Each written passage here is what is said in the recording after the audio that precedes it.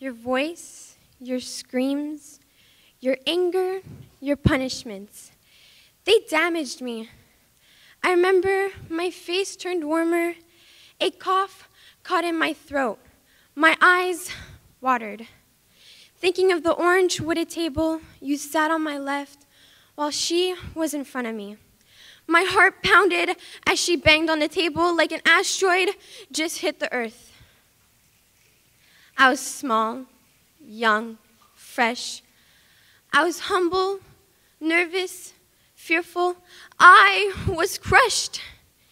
You tell me I'm crazy. You tell me I'm wrong. You tell me I'm not enough. You put me down. My walls crumbled because of you. Your voice was like a lion roaring at a mouse, except you were the lion and I was the mouse. Your voice was the rumble in the ocean. Yet, I had nothing to say or do. I had no voice. And every night, I felt so stupid for not fighting back towards you.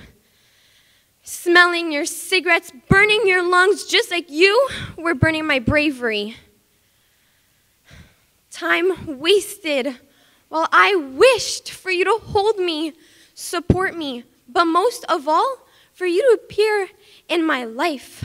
All I ever wanted was to be loved by you. I open my heart to learn what I can do, say, and hear, while you didn't do the same. Why didn't you do the same? Is it because you're being controlled by a dark magician? And I'm glad I escaped your attempt of manipulation, or else I'd have been drowning in my own sorrow and frustration. I realized I am the bigger person. I am confident. I found passion and love. I found a voice to replace yours. I found a voice in my ears. This is the breakup poem you hear every year. This is the breakup poem where my laugh lines are traded in for watermarks, the breakup poem where you left.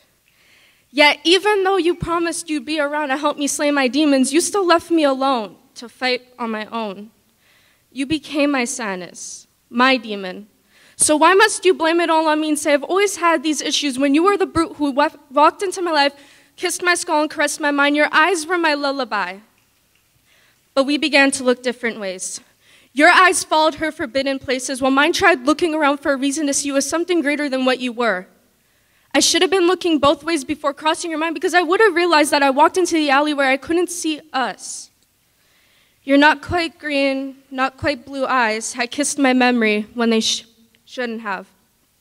Because it is 2:48 in the morning, and I'm laying in the dark with the memories poking into me, whispering the good times in my ear, dancing around my heart, stomping on the strings that tied us together, annihilating every decent thing we once had. I am still wishing I could call you friend, because I can never hate you, but I hate how you aren't here. I hate that you love her. I hate the fact that I love you are the reason why I won't let anyone in, because a part of me hopes you'll come home to the heart you once cracked open. Not with knives, not with a bullet straight through to the other side, and not with the words that you used to spit, but with your purple hands. The hands that used to touch my broken words and crooked smiles. Your smile, I wish I could see it once more. But my love, our days were numbered from the start, 502. Your smile, it hid the taste of whiskey, hid the smell of cigarettes, hid the lies others read as perfect. The truth should have rolled off your tongue, but didn't, because we lip locked too tight.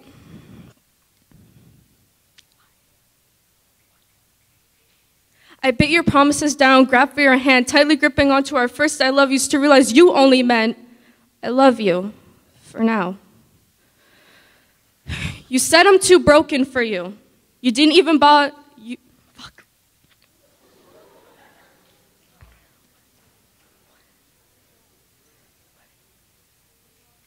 Even though I traded your broken wings for mine, I tried kissing your wounds while you could only squeeze lemon juice into mine. My heart is broken, and you watched it shatter. You didn't even bother to pick up the mess you created. Instead, you walked into my rubble and blamed it on our hurricanes. But how could you blame our breakup on the thing that brought us here in the first place? Saying I'm too broken for you. But let me assure you, that when the sky clears and the sun comes out, I'll be in a better state of mind and take the trust I once left on you back into my own arms. As soon as I can forget your touch, I'll be with somebody else who will volunteer to disappear with me into the storm that you've chosen to leave behind. Because as the saying goes, if you love someone, you should let them go. Well, you sure as hell didn't dance back into my storm. So this is the breakup poem you hear every year, but this is my breakup poem. I stare at the world around me, where the mountains are one part nerve and the slopes are two parts regret. I'm just another prescription being refilled. My mind is a war zone, a battle between thoughts that I can't win. I keep picking at them to see which one would fit with my morphing personality. I come home every day to mom and dad who still have the audacity to say, grow up. As if what I am is something that can be rectified with just a simple recipe of therapy and guidance. I'm like a black hole, continuously allowing itself to absorb all the sadness and doubt. I swallow my sanity with the help of normality to wash it down.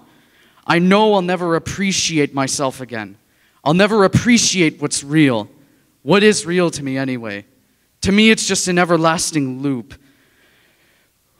Going through the same moment. I'm forced to believe nothing else exists, to deny everything I'm taught, because the things I originally believed in weren't fit for me. I'm always being pushed back by what I can't control. Memories of past events that I wish I could repeat, so that way I could find some spontaneous way to change them. But instead they play over and over again in my head, like it's some kind of game, like I'm being taunted, like someone's redirecting me away from what's really going on. I know that with just a little effort, I see what I could become, from the top of that building or the gleam of that knife. I fell down the rabbit hole of reasoning and despair. Once it started, I just kept going until there was no turning back. People told me that I had a gift. What is a gift if you can unwrap it and see nothing but differences? I go on vacation and all I get are dirty looks. All the normal people looking at me like I'm some form of freak. A brand new attraction at your local circus. A speck of dust that God must have forgotten to sweep under the rug. However, there is one thing I use. It isn't alcohol. It's no form of self-exercising the demons inside of you. What I use will change your crumbling life forever. It's called a tick. I had a dream that the stars will shine day and night so that the sun doesn't have to be so bright. I had a dream that people don't have to be so small so that the mountains don't have to stand so tall. I had a dream that one day will be an eternity so we don't rush through life so quickly. I had a dream that drugs never existed so that people never get addicted. I had a dream. But when I woke up, I saw the truth. That people get killed day and night over a stupid fight. How others laugh at our misfortunes when they have the same flaws. How we all follow each other blindly, thinking that originality is looking like the cover of a magazine. What else can we do but dream if we're all so broken inside? But someday, you'll have to open your eyes. See the world for what it truly is. Because buried under our lies of what our reality could be, lives hopeful eyes wishing to be heard. But we just sink deeper into our empty words. We sink so deep that the nothing that we believed in brings us into despair. I have a dream that our misfortunes... I have a dream that our perfectly imperfect flaws won't be filled with worthless lies. I had a dream. Welcome to high school, where all the fun begins. You're going to meet a bunch of new people and have the time of your life.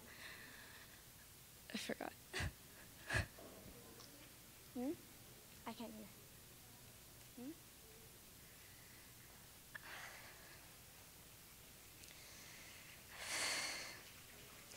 Believe me when I say this, you'll remember all your years of high school. Remember that one person in elementary school who used to be shy? Guess what? They become your worst nightmare. Remember that one girl who used to wear beautiful dresses and was super sweet and kind? Now, she has 2 piercings, tattoos crawling up and down her arms, and gets into fights 24/7. When you walk into high school, you think, a fresh new start. I'll make the best of friends, and I'll finally meet an amazing guy. After a couple days here, you realize it's a zoo. People screaming at each other and just running around class to class and just a bunch of crowds.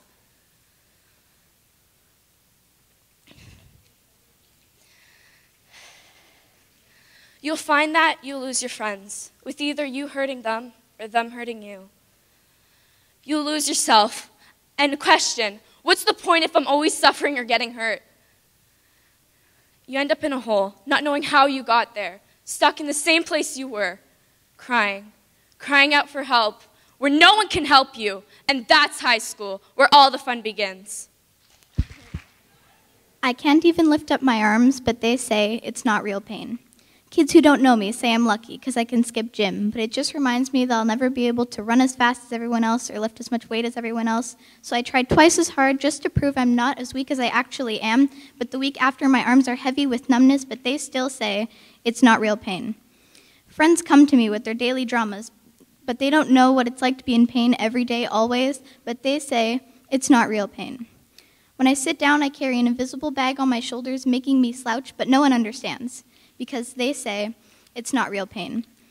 But even if it's hard for me, I'm scared that it's hard for others. I'm scared of slowing people down. I'm scared of being the turtle when everyone else is the hare, so I stop trying to catch up. Because even if my whole life I was a bull chasing a red flag, the flag is now gone, so what's the point of chasing it? But they still say it's not real pain. I tore ligaments and I thought it was normal because the burning, pounding sensation was my normal. It was engraved in my head that it's not real pain. That's when I realized that was real pain, and I felt that every day of my life, but everything that doctors told me radiated in my head like a fire alarm on a burning building, so I kept thinking, it's not real pain.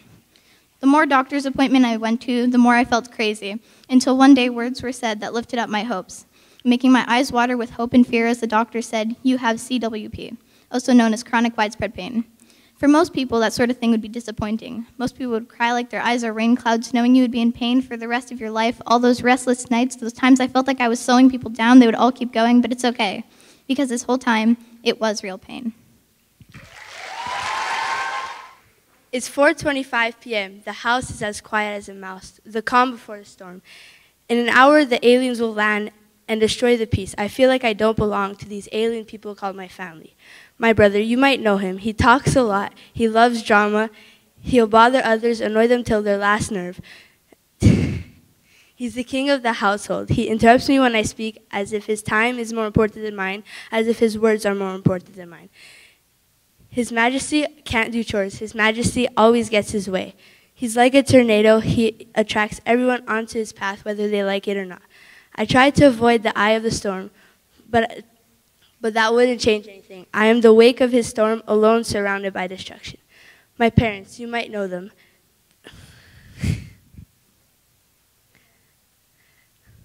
Oh, their nice sides, you only know the nice side of them, but what you don't know is that the nice side is a mask that disappears with me.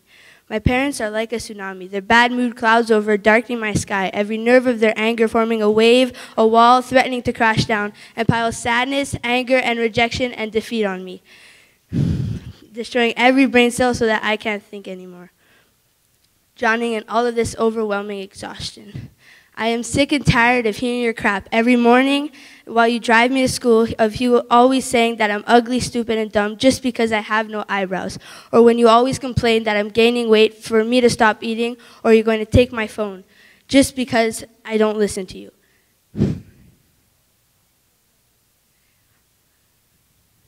Or when you always complain to me about my brother, how he's not good at anything and that he's going nowhere in life. You know I'm not your punching bag.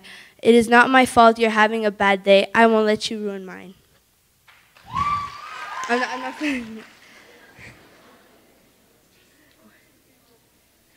I am Giulia Rinaldi. I do not let people tell me what to do or let people use me. Even though I'm fighting with my brain trying to keep up with my schoolwork, you know it's hard for me when you constantly keep stressing me or always yelling at me for nothing, or whenever you always argue with everyone in the family for nothing. There's just one thing that I will always tell you is that you are not stronger than me. You can try and fight me with your words and bring me down, even though sometimes it will get to me, or maybe just a little more than sometimes, to the point where it irritates me. At night, I lay down in my bed thinking of all the words you call me, all the bad memories. I keep thinking. But my mind is somehow stronger than me, to the point I fight it all the time. Tears start dripping down my face. I start to wonder, do I really belong here? What are voices to you? What people use to speak, right? The sound you hear coming out of people's mouths? Not these. These are the types of voices that never leave until they break you, until they control your every move, until you can't breathe. Sorry, until you don't want to breathe. They'll crawl their way into your mind like an unwanted spider crawling into your room. They'll change the way you think. They'll even change the way you see yourself. I used to think I was beautiful until these voices came, told me I wasn't, kept repeating it over and over and over. I thought I could feel okay again. I thought I could feel good. I thought I could feel beautiful. But how do I do that when these voices in my head tell me that I'm not? I'm not. They've convinced me to the point of when someone tells me that I'm beautiful, I want to ask them if they're crazy, if they've gone insane. Whenever I start to feel better, I end up looking in the mirror and start crying again. I see all these flaws, I see all these things. I wish my life could just pause. I think of everything that needs fixing. God, I need to breathe. I feel like I'm stuck in quicksand, being pulled down with no force able to keep me back up. I can't move without making things worse. I'm trapped. These tears, these thoughts, these voices that brought me right here, alone. Nothing but these voices. These voices. Everybody tells me, don't think like that. Stop talking like that. Why are you thinking of all these things? You think I control what I'm thinking? You think I can control these voices? You don't. Try living in my place. Try looking in the mirror every night only to point out every possible thing that could be wrong with yourself. My eyes are too small. My nose is too long. My hair is too flat. I'm too short, too fat. I can't think like that. No matter how hard I try, these voices are always in control. They keep adding and adding, ruining my soul. I can't hear what you're saying. I can't think. With these voices in my head getting louder and louder, they're going to leave me dead. I can't deal with all this anger. Get out! Please. Please help me. Get rid of these voices. 6 things I wish I could tell my mom. 1, Mom, believe it or not, but you are the source of my sadness. I am the leaves and you are the roots, and I'm trying to grow, but you just keep on pushing me down. I'm tangled in your expectations, and I'm caught in this drought of who I am and who you want me to be. And I've come to the realization that some parents will do anything for their child, except let them be who they really are. 2, you'd rather love this facade I've created to please you, rather than the girl with pain and problems, the girl with the big mouth and an even bigger heart. 3, how many fathers do you expect me to have? After the 3rd, it became another game of duck, duck, goose. Did you ever stop and take a minute to think about the 5-year-old me? Don't you think the 5-year-old me was confused as to why she had a new daddy every 6 months? How do you think it made me feel bringing all these men into my life who don't even stay? Mom, I went to the doctor and he diagnosed me with daddy issues. There's no coming back from that. 4, I have a shoebox hidden with money so I can get the hell out of your house and finally live in a home. Because 4 walls and a bed don't tuck you in at night. 5, it wasn't really a school bully who tore me apart or a past lover who broke my heart, but more so my own blood. The blood that gives me life threatens to take it all away. And that is a concept I haven't yet grasped. Having a baby doesn't really make you a mother. 6, when my world changed from unicorns and rainbows to boys and dates, where were you? When the sensation of your boyfriend's hands traveled from north to south, where were you? When I finally pushed the courage aside and When I finally pushed my pride aside and gathered the courage to tell you about what happened on the night you left me alone with him. Where were you? When my body no longer belonged to me. Where were you? When I needed you the most. Where were you? Why? That's a question with an answer I'll never know. I still remember that day perfectly. We were all sitting on the couch when you walked out your room and everyone fell silent, our tongues locked in our mouth like shut chamber doors. We watched closely as you walked over. You took a knife and a bottle of pills. Are you okay? I wondered. But you ignored me as if I was just another one of those voices you told me you heard every night. You stared at the knife as sharp as a blade, trying to see if it was enough to tear you apart like an animal in a slaughterhouse. Why? I watched helplessly like an animal captured in its cage. My heart racing, my body felt warm, and my bones trembled with fear when water rushed up my eyes when I heard the yelling over and over again saying, I want to die. The knife being fought over as if it were a game of tug-of-war, the pillows scattered across the cold wooden floor like paint on a canvas. I still remember the police running in, strapping you down, trying to hold you back, but you didn't stop fighting. Why? It's been 6 years, but that memory is engraved in my brain like it was just yesterday. You did everything to kill yourself, and all I could question was why. I was just 7 years old, crying, asking you to stop, but you gave me a cold stare and said, don't even try, acting like I was the reason you were tired of living life. Guilt shivers ran through my body, and until today, I wonder, was it really my fault? You never gave me closure. So I think maybe you blame me for the reason you slit your wrist, or maybe you blame me for not noticing the grief in your eyes. I wish I had noticed.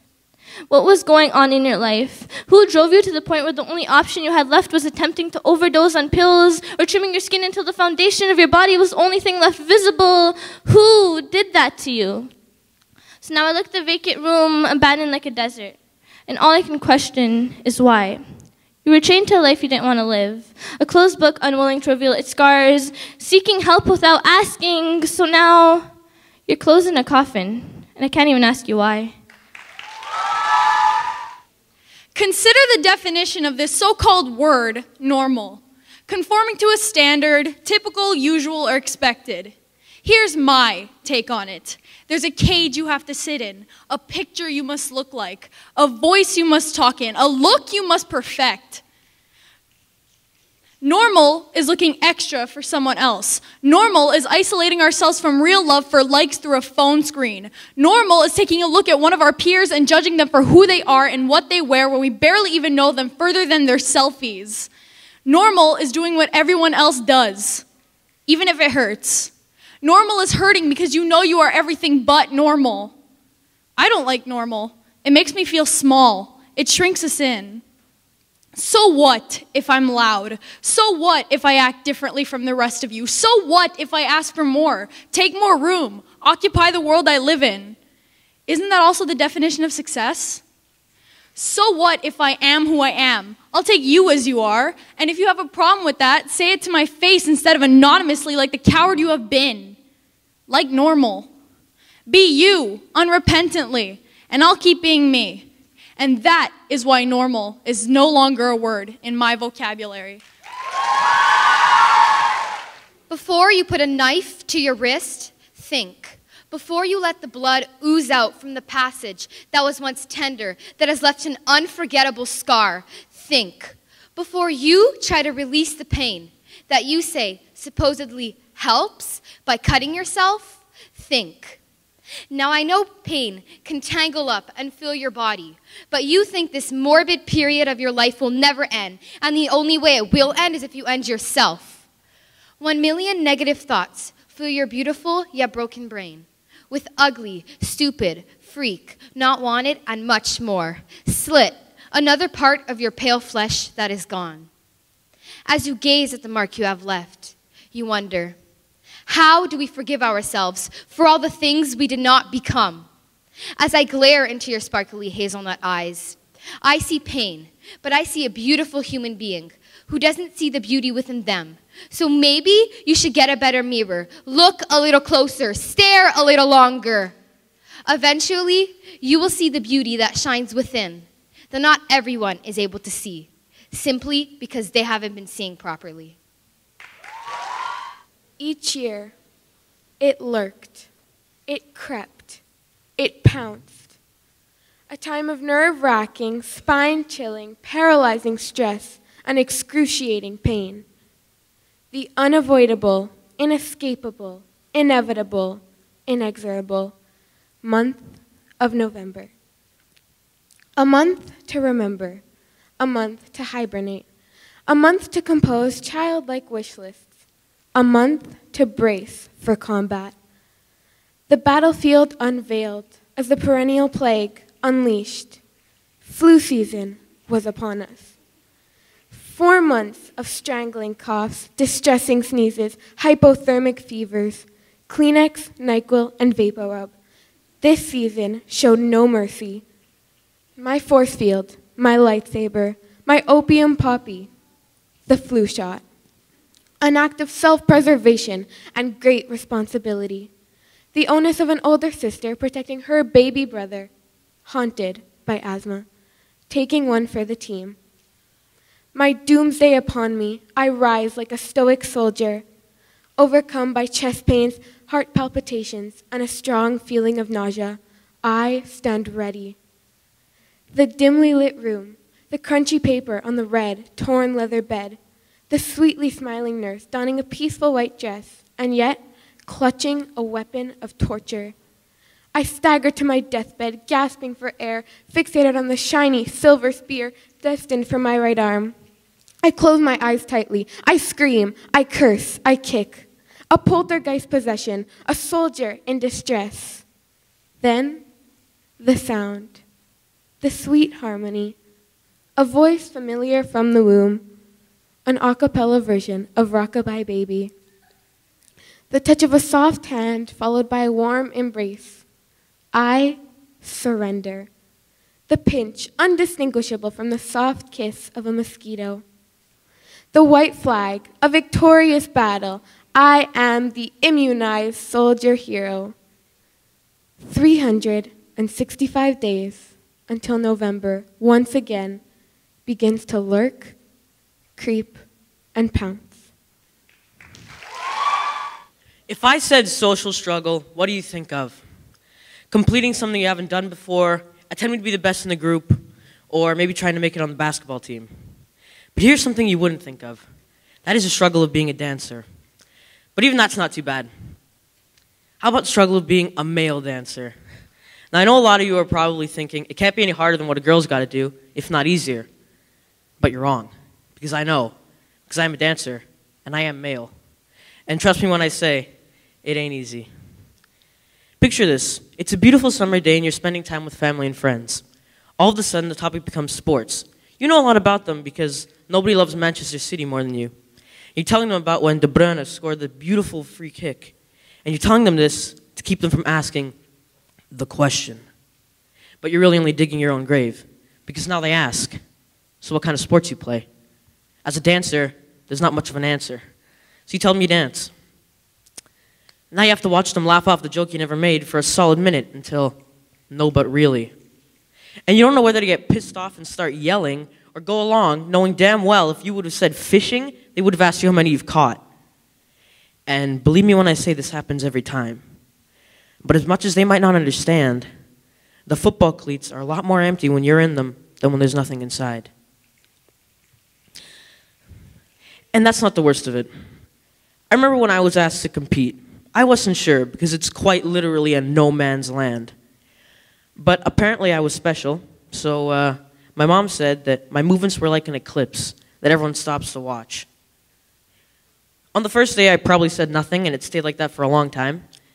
So not only was I lonely, I was also miserable. And then it got worse, because now I was being bullied. But I didn't know what to do, because after all, boys don't get bullied by girls. And every day I hope for the clock to move a little quicker, for a way out. There is no way out. I remember one night I came home and I was crying because I hated my class, I hated my team, and I hated this person. And my mom came in and she said how proud she was of me.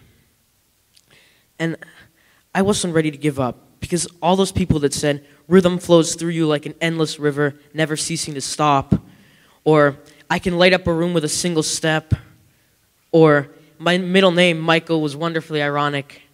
Or looks like white people do have rhythm.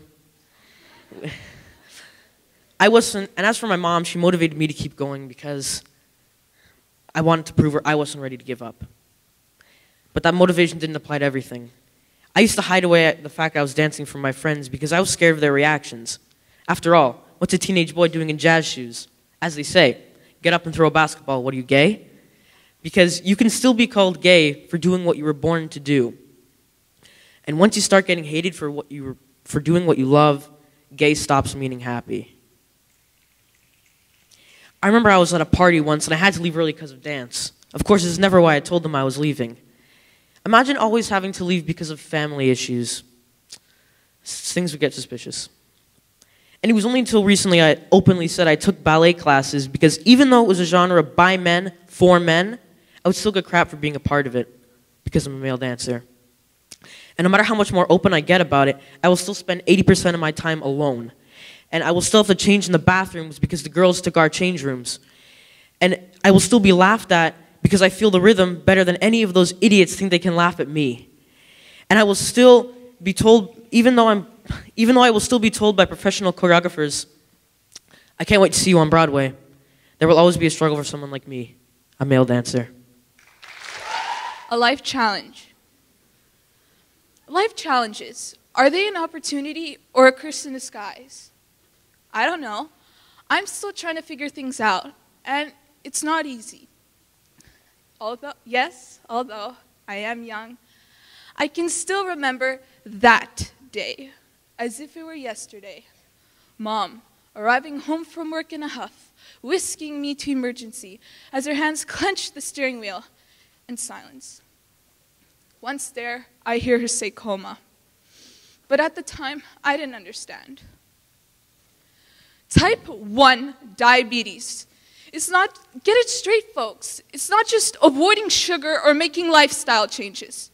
It's more baggage to carry, literally.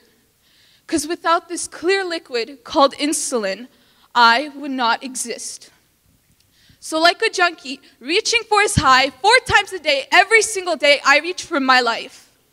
What you all take for granted and is taken care of in the blink of an eye, I will never know again. What I do know, on the other hand, is the feeling of a needle piercing my skin over and over again. I am the one who must be the brain and have an eagle's eye. I am the one who must be fine-tuned like a well-oiled machine and detailed like a pufferfish in the sea of life. Because if not, mood swings from east to west, the shakes and the sweats that rattle and roll, not to mention thirst of a troll. Topsy-turvy like a ball in a pinball machine, or I may stumble into an eternal dream.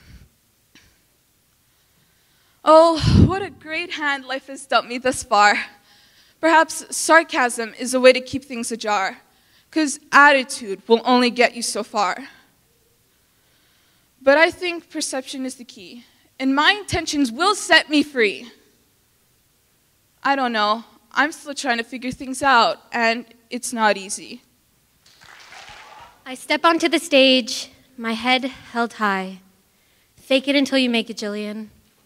I run the dance over and over and over again, but I can still feel the butterflies. They twirl and dance and threaten to take over every inch of my body. My stomach churns. I look out to the crowd and I see all the blank faces of people expecting my best when I fear I can only give my worst. And the cheers, the screams, people calling my name, the noises fill my ears, and as incredible as that is, that people want to see, all I can do is try. Try to swallow back the nervous feeling tingling through my fingertips, making its way to the back of my neck. An electrical current out of my control. I finally hit my starting pose, and I close my eyes. I go for the dance one more time until I can see it, until I can see my teammates' proud faces. The electrical current is in check. The music starts, and my pulse slows down. A smile slowly spreads across my face because I realize that I can do this, and I'm not going to be the one crying over a simple mistake. I near the end of the dance, and relief rushes over my body.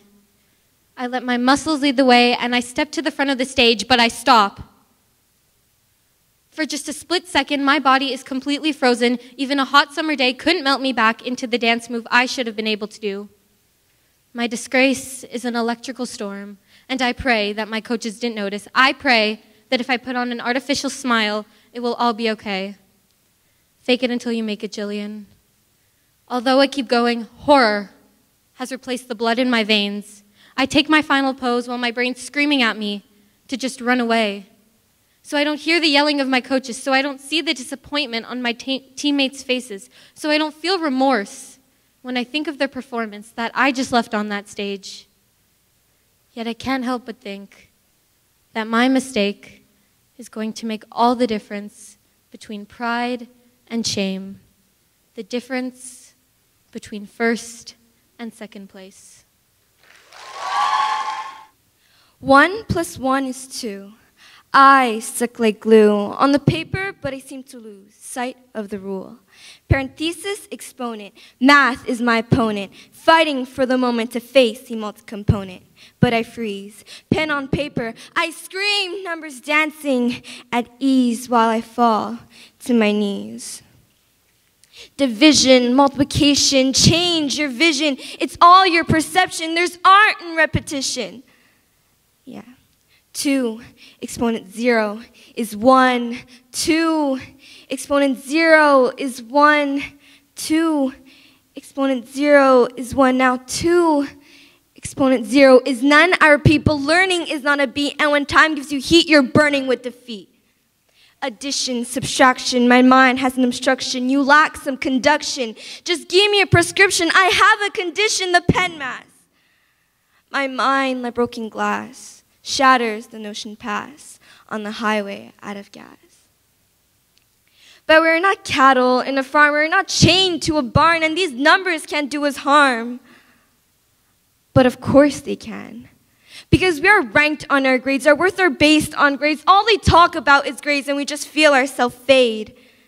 It's a constant battle. Us against a numeral castle, throwing digits out of a rifle, charging forward down the aisle. But if you're not good at math, then forget that. If you like to craft, then that's your path. If you like to sing, then find your wing. You know that math sting? Yeah, don't let it be your ending. Remember to be true to you.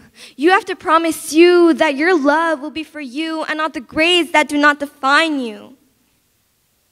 So 2 + 2 is 4. There's more to this in your core. Stop looking at the floor and find your own door. When I revisit my past, it's like watching a movie for children under the age of 4. I used to be the happy little girl who wanted nothing more than for her parents to take her to the public swimming pool on a hot summer day because our glorious sun was shining down on me, bestowing me in warmth and making me smile. It wasn't an uncommon phenomenon, that smile. That innocent smile that was missing 2 teeth, that innocent smile that every other child my age wore, that innocent smile that would be plastered on my face when it rained because I knew that when it rained, it was time to go dancing. And when I danced in the rain, the beautiful dancing rain, I was overjoyed, and my smile would return to its place on my lips because I knew that that was where it was always meant to be. But then came the hormones, the treacherous, disastrous hormones, and as most things do, my smile expired with age. And now, in my high school drama movie, I'm the stereotypical emotional teen who wants nothing more than to find the missing puzzle piece. But how can I find it if I don't know what it is I'm looking for? Why won't the stars spell it out? Why won't my thoughts fall into place? And so I just keep blaming it on the hormones, the problematic, betraying hormones that made me no longer want to go swimming when our glorious sun is shining down on me, because I don't smile anymore. I burn. The light beams scorch my skin, turning me into a crumbling piece of ember, ember being the leftovers of a fire that once burned so elegantly, but then became a monster. And when it rains, I no longer go out to dance. I go out to cry where no one will be able to tell my tears apart from the fat drops ascending from our sky. If I was the star of a movie, I would name it Glorious Sun. I would name it Dancing Rain. I would name it all the things that a 4-year-old would enjoy and a teen would resent. And if and when the movie doesn't turn out the way I so desperately wanted it to, I would blame it on the hormones. Stranger, why did you leave? I would like to know. Why did you lie and say you love me so? If this were true, you would still be here. If you love me like you said, you would always stay near. Many years ago, you had to make a choice that would change a little girl's life forever. You got to choose what type of father you were going to be. But I guess you decided that you weren't going to be one because now father is only something you can be for Halloween. The little girl kept asking herself why Daddy always took so long to come back home. When did you decide to leave? Was it my first day in this world, which you missed, or was it around the time of my first steps when you were nowhere to be found? 10 years of my life, that's what you've already missed, and I'm doing just fine without you. What was so important that you couldn't stay? It hurts knowing that I wasn't good enough for you. I used to blame myself. I thought I did something wrong. I couldn't understand why you didn't want me, why you didn't love me, but now I know. Did you decide that you weren't ready to be a father? Then why did you decide to have a daughter? Birthdays tend to be exact. My first words, the first time I rode a bike, all the times you should have been there, all the times I wanted and needed you there, where were you? You are missing it all. I don't have any happy memories of you if only the little girl knew. Maybe she wouldn't have tried so hard to make you love her. I will have many years filled with joy, years you won't be a part of. I will grow old and be happy. My children will be smothered with love. Everything that you have done, I will do the opposite to ensure I am never anything like you. You don't love me. You are everything but a father. Just because your sperm is the thing that has created me, just because your blood runs through my veins, just because I have your eyes, your hair, just because your DNA is a part of me does not make you my father. Because the only thing that you have taught me is how to hate. Hello, goodbye. For years I wondered which was the truth. For years the feeling of abandonment has disappeared and reappeared. If only little me knew the outcome of it all, maybe it would hurt less. Mom, I know you tried your best and I love you for that. You hid the truth so I could be happy, but unfortunately I understood enough to know that I hate the stranger who was supposed to be my father. I'm sorry, Earth. I apologize to you. But not for the reason you think why. Listening to that first line, you think it's about pollution, how no one gives care, the dirtiness of the air. But I apologize for something else. What is a scale? It shows a number for weight, but in reality it's how much force you apply to Earth's crust. In grade 4, I was 85 pounds, and as I've learned in math class, that number kept increasing in a linear graph. There was never a drop. Just a constant and a slope, an X and a Y, constantly and healthily increasing. When I'd feel down about it, my mother would smile and say, "There's just more of you to love." And I'd laugh, and she would too. And I'd walk to the kitchen and cut a bit of cake. And a bit turned to more, and more turned to a lot, and a lot turned to a ton, and a ton turned to... I lose stamina quick, yet I do not lose a lot of air when I speak. But you know what I hate? I hate waking up in the morning and staring in the mirror. I avoid it if I can. I hate it. I hate sitting down and having to pull down my shirt. I hate it. I hate having to ask the store clerk if they have a size larger. I hate it. I hate it. I hate it. I hate stepping on that damn scale, and if I look down and see the number hasn't changed, I force a smile because I know I would have hated if it increased. I plan to be an astrophysicist when I grow older. I plan to calculate the orbit of a planet, not start to orbit one. I plan to have kids and grandkids and live a complete life. The more I think of it, the more I resent what my future will look like. I'm sorry, Earth. I apologize to you. Compared to mountains and monuments, I must not weigh much. But to me, it's a different story. She sees only what her mind tells her to see. She sees the palaces and princesses in the fairy tale books Mommy reads her. She looks at the world and sees the comfort of Daddy's arms. She stores her monsters under her bed. She doesn't hear them screaming. She doesn't hear them banging on the floorboards, trying to find a way to escape. Hatred is a word built by fabricators to bottle up love, to suck the air out of your lungs just so it can give it back to you so you can taste how good it feels to have what you want. She refuses to stop, just like the ocean refuses to stop kissing the shore. Flowers bloom under her feet, their roots poisoned, but she doesn't see them. She doesn't want to. No amount of darkness can snuff out the sparkles in her eyes. In her arms, she holds a glass heart, imprinted by the love and joy of a world she thinks she knows, a world she soon realizes is not her playground anymore. She binds her heart to her mind, filling every sacred inch with her smile, but she grows with the world, getting older and wiser, not needing all those fairy tales she tries not to see, using the glass heart as a shield. So when the first gash appears on the heart, she tries not to see the laughter, the hushed conversations as she walks by. Like a bird stuck in a cage with no lock, she stands there, motionless. Her cage door was wide open. She couldn't see it, though, because after all, her mind only tells her what she can and cannot see. She is slave to the chill running down her spine. She learns to keep her head down when she knows she shouldn't look. She sews her mouth shut when she knows she shouldn't speak. She learns to walk through the whispers, because being called weird and ugly is bad enough. But knowing about it and not saying anything for fear of being disliked is worse. Right? And now her glass heart is breaking in her frail little hands right under your nose, but you still don't see it. You don't see the broken shards digging deeper into her skin as she tries to keep all the pieces together, not giving up because she still somewhat believes in the palaces and princesses. And now she is trying to put the pieces you broke back together, and she is screaming, "Mommy, why can I see all the burnt pages of our fairy tale books? Daddy, come back. I don't feel safe out here all alone." All she wants are her palaces and princesses and warm arms wrapped around her.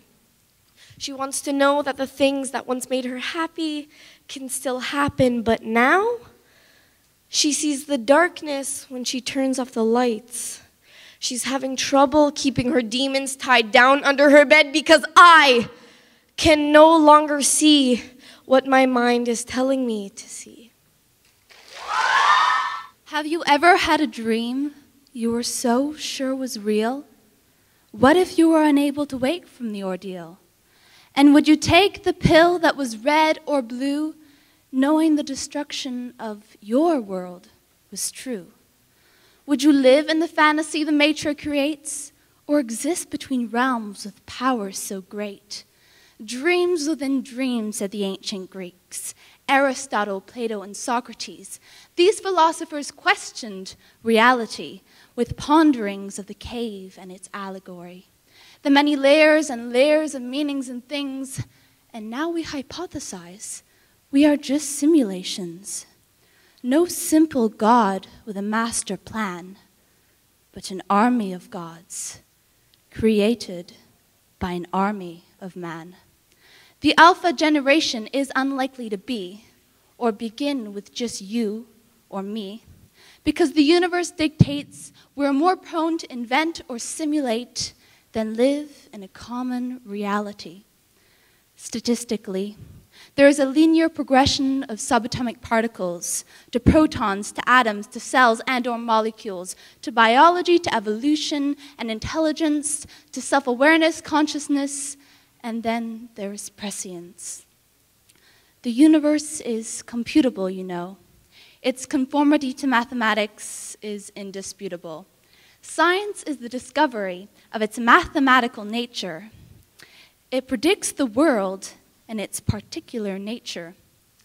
This mathematical framework allows the user to simulate the universe and even you, with a series of equations you can carry in a purse on a computer much smaller than the universe. We already have that kind of ability, that kind of mathematical agility, and consciousness itself may just be an emergent property of complexity. Just like temperature emerges from having many particles instead of just one in a small and confined space, moving at a rapid pace. This hypothesis is just extrapolating into the future, a capacity increase in the mainframe computer. Our biggest supercomputers compute faster than the human brain, and double in capacity every 13 months, they say. So the game may just have become something that is indistinguishable from reality. Is it really that hard to believe? That with sensory environments, consciousness could be achieved. Consciousness is what allows this world to exist. Attention makes the universe measurable and definitive. A few hundred years ago, the Earth was the center of the universe. Everyone believed this, of course. This assumption was so fundamentally ingrained, it was common sense, or so they would say. But then Copernicus came along and said otherwise, and what we believe became laughable lies. The universe is quanticized, broken up into little pixels, you realize. It only really exists in its definitive state unless you choose to look away. So then who is beyond the simulation? Are we God, since we are the avatars, simulation or not? So then what does it matter whether you take the red or the blue pill in order to play? Dear Silence, I still remember the first day I met you, right after it happened. You came running towards me, claiming you were here to help. I wasn't sure. You told me my head was already a confusing palette of several different colors, so what would be one more? From that day forward, you were a part of me. You adorned my mouth as would a lipstick from MAC. And whenever my tongue would try to act up, you'd say, maybe it's best if you let me handle it.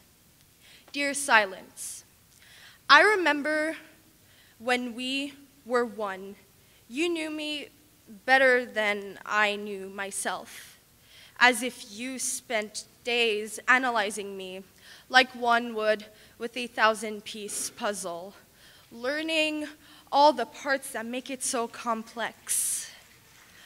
Oh, and you knew my parts, including the ugly ones, but you'd never allow me to show them to anyone. You made sure of it. Dear Silence, I remember you making me cry every night because the weight you'd pile on my chest hurt, and I always felt like my lungs would collapse. But I did nothing, because you promised me that weight was the only thing stopping me from floating away. Dear Silence, I remember all those times you held me by the hand, like I was a toddler in need of guidance, leading me to the dark ditch I used to think was a refuge. Dear Silence, I remember when I started wondering how you, something that is supposed to be absolutely quiet, still somehow managed to be louder than me. Dear Silence,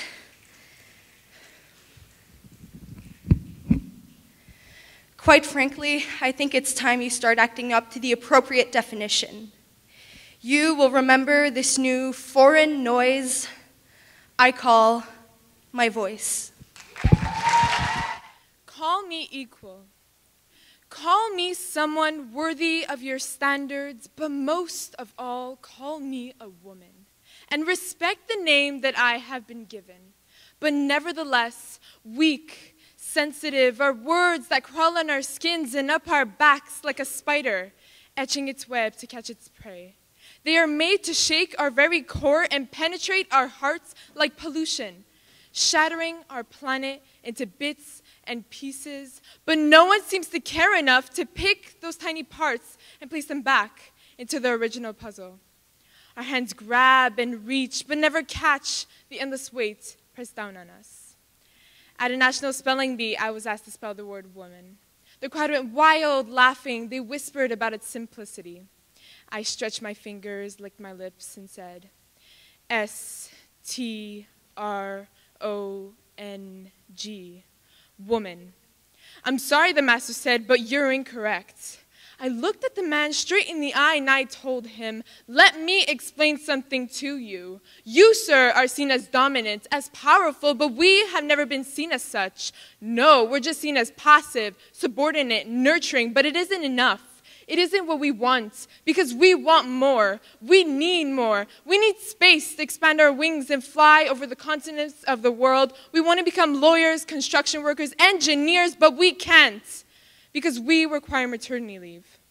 We are not dolls. We are not worthy to be played by a puppet master controlling everything that we do, swinging back and forth like up and down. No, we want to break free of our shackles and run. Run with our heads high. Run with the wind and the birds. We want to jump on the clouds and watch the world unravel before us because we are strong women.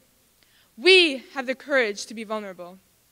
The spelling master cleared his throat and said, according to Merriam-Webster, a woman is an adult female being, a personal attendant, or a servant. I replied, women don't need to be defined by dictionaries or encyclopedias because look at us. We stand strong against any troubles, even when white men like Brock Turner are forgiven for the rape of an unconscious woman. After all, men can't wear dresses, but we can wear pants. Not only do we want to be equal, but we want to be greater because there is a woman at the beginning of all great things. I'm not myself here. Here, I feel like I'm looking at a stranger wearing cool shoes and a smile that I'll be taking off later. Here, a high school admission ticket is one rose with gold petals and no thorns, no more, because anything but will be judged. Why are you wearing like that? Acting like that won't get you anywhere. Your words flying out of your mouth like nothing, flames coming with them, igniting a fire in my heart that keeps on burning with the pain you give me. Burning my body with burns of someone else until I am covered. I will continue to walk this museum of masks like a lady, spitting fire on others like you do to me because that's what's right and I'm what's wrong. School bell rings like your words in my brain, repeating over and over and over. Sitting in a bus of kids like me, throwing pencils of insecurity and pain out the window so they can escape for just 1 minute. But when I open my room, the universe of me that no one sees, where I'm the sun and only star, staying afloat into an ocean of myself, an ocean of weird dance moves or staring off into everything I've created. And I feel like I could swim here forever, pruning up until I'm a small raisin of joy. Because here, the water is what puts out the fire you set in my heart until it floods, and I smile, for real this time. Why can the only place I feel this way be here? Why are your words so powerful that it breaks me? Why do I have to change for your liking? The truth is, I don't. Because this is my universe. I control when the storms arrive, and I control the tides and the earthquakes. If I can cause an eruption with the pain you give me, I can cause tidal waves too. See, I have an ocean here, but I can fill tanks and tanks of the water in trucks, trains, helicopters, everywhere I go. And the tsunami will always linger behind me because you may start the fire, but I have what'll put it out. I can walk these halls feeling the most perfect with my imperfections because I am the best I have ever been. And I sure can get better.